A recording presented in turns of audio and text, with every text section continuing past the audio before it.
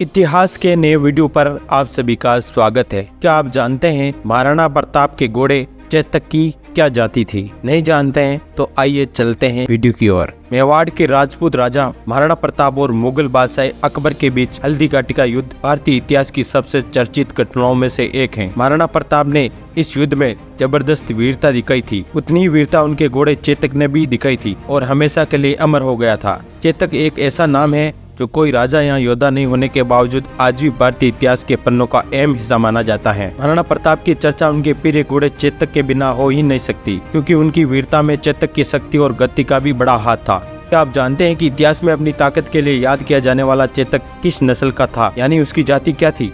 कुछ लोग चेतक को मारवाड़ी नस्ल का घोड़ा बताते हैं, लेकिन असल में वे काठियावाड़ी नस्ल का घोड़ा था, गुजरात में मिलती है। चेतक का जन्म गुजरात के चोटीला के पास भीमोरा में हुआ था। काठियावाड़ी नस्ल का होने के कारण ही उसका सफेद रंग नीले जैसा भ्रम देता था।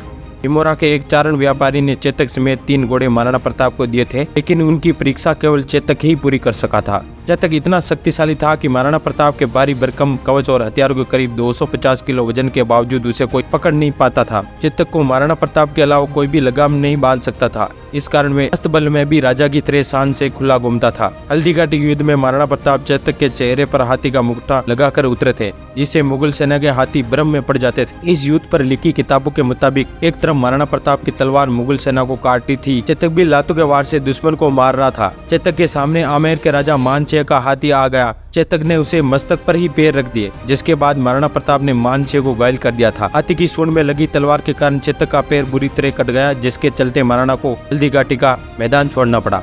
हल्दी घाटी से निकलते समय बुरी तरह घायल होने के बावजूद चेतक एक कदम महाराणा प्रताप को मुगल सेना से सुरक्षित रखने तक नहीं थमे।